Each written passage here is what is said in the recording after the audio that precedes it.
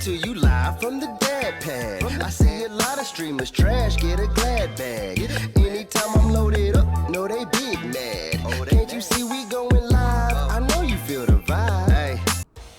Hey guys, it's me again, Greg with DadPad Gaming, coming at you with yet another review, this time for one of my longly anticipated games, Teenage Mutant Ninja Turtles, Shredder's Revenge. This is a game developed in part by Tribute Games and Dotemu. These names may sound familiar because they are responsible for games like Streets of Rage 4 and also, one of my personal favorites, Scott Pilgrim vs. the World. So from developers with an affinity for beat-em-up games and what seems to be a renaissance for a long-lost genre, let's figure out how good is Teenage Mutant Ninja Turtles Shredder's Revenge. So as always, let's go ahead and start out with, what is this game? TMNT Shredder's Revenge is a brand new game cased to feel and look like a classic arcade beat 'em up. And this feat is achieved with great success. This is one of the best looking games to come out in 2022, which is crazy considering it's a side scroller. TMNT Shredder's Revenge is the classic example that graphics are good, but art direction and style are king. It's clear that the team behind this project was in love with the Turtles in their heyday, and it shows in every single moment of gameplay. The characterization is perfect, the voices from the original cast are there, and there are Easter eggs galore. But under the hood of its 90s inspired art direction lies a very simple game that almost anyone can jump into. Speaking of which, let's go ahead and jump into it. What does TMNT do well? As previously stated, and most obvious, this game does a wonderful job of capturing the original spirits of our titular characters. From character emotes to attack animations and even some of the voice interactions that these characters have, everything is top notch and exactly the way you remember it. Tribute Games has done a wonderful job of capturing the spirit of old school arcades without tying us down with any of those tropes. We now have ways to attack aerial enemies while it may not always be the most reliable, and we have ways that we can dodge attacks while we still are missing the ability to block. I've got to hand it to these guys. Them understanding that the artificial difficulty that causes arcades to suck down quarter after quarter in the 90s does not equate to a fun beat 'em up today. They managed to capture everything great about those arcade games while also updating them for modern gaming today. Running around with your friends and beating up the Foot Clan has honestly never felt better. I've had the pleasure in playing in each of the modes that it's offered here: solo, multiplayer couch co-op, and online with friends. And I can absolutely say that playing with friends and or family is definitely the way to go here. Don't get me wrong, there is fun to be had in solo play.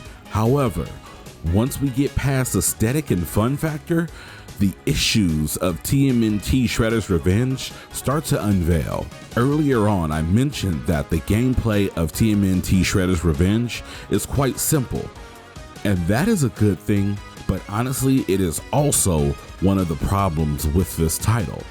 Looking at the predecessors of Scott Pilgrim and also Streets of Rage 4, these are games that appear to be simple on the surface, but deep down there are deep mechanics, combos, juggling, and so much more that you can combine together to maximize your experience and master those games.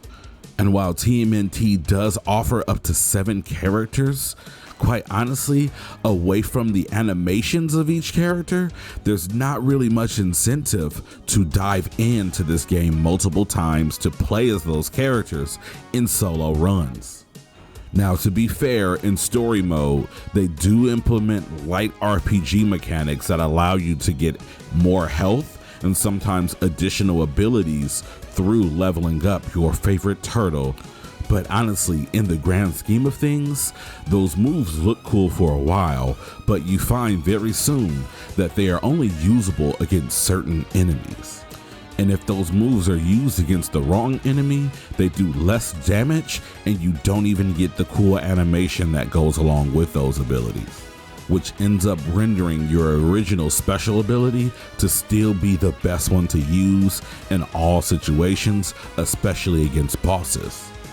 I'm all for making the game simple, but I feel like Scott Pilgrim vs. the World did a far better job because, yes, in leveling up, you could add in blocks and parries and special moves to link combos even further, and slides and even ground attacks. Things that would inevitably make the gameplay deeper, but at the same time would not complicate the game because you did not have to use those abilities if you did not want to, which still gave it a hard to master but easy to learn feel. With TMNT lacking the ability to do most of the things listed previously, it's hard to justify playing this game solo for too long. And quite honestly, if my friends don't invite me to play it again, or my children don't ask, I can't see myself coming back to it. And I want to be clear, this isn't for lack of effort. The developers clearly tried to extend gameplay. There are missions sprinkled within the adventure mode or story mode that will require you to go back and play levels over again. But most of those quests only involve going through, finding breakable boxes and doors to find collectibles and then turn them in for more experience points. But again, while the experience points are a nice touch, they're only really giving you additional health and some situational moves that are not going to be your bread and butter. And I don't mean to rag on this game.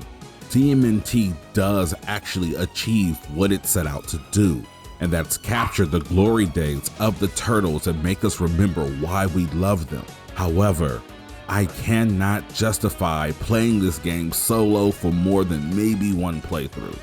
Quite honestly, me and my friends struggled to play through the entire 2.5 hours. Despite the fact that each level is different and there are different gimmicks, there are some really bad levels, especially the hoverboard levels. They feel very sluggish, and sometimes they can be so chaotic when you have enemies flying across the screen and it's hard to hit them. Granted, those hoverboard levels only take up about 3 of approximately 16 levels available in this title, but it is definitely something that I dreaded every time I saw a hoverboard. Ultimately, if you are thirsty for some 90s nostalgia, if you are a big TMNT fan, or if you are looking for a quick yet affordable grab to hang out with friends or with the family, TMNT Shredder's Revenge is absolutely for you. However, if you are looking for something deep, something that you can commit to for a very long time, this may be one that you want to wait for on sale. If I had to put a score on it, I'm giving Teenage Mutant Ninja Turtles Shredder's Revenge a 7 out of 10. I want to thank you guys so much for checking out my review of TMNT Shredder's Revenge.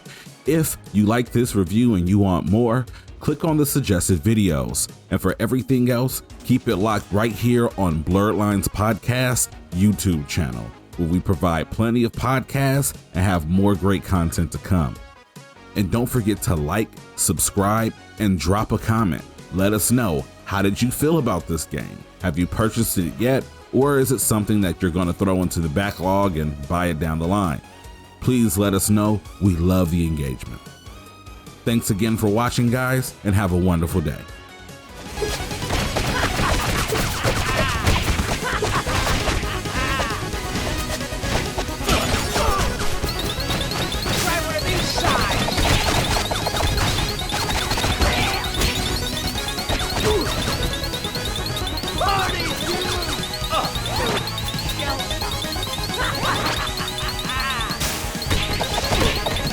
No problem.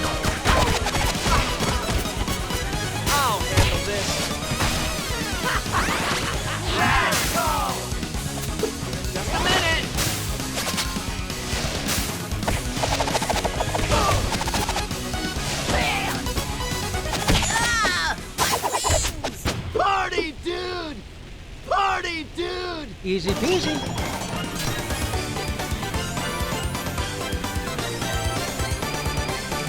Power from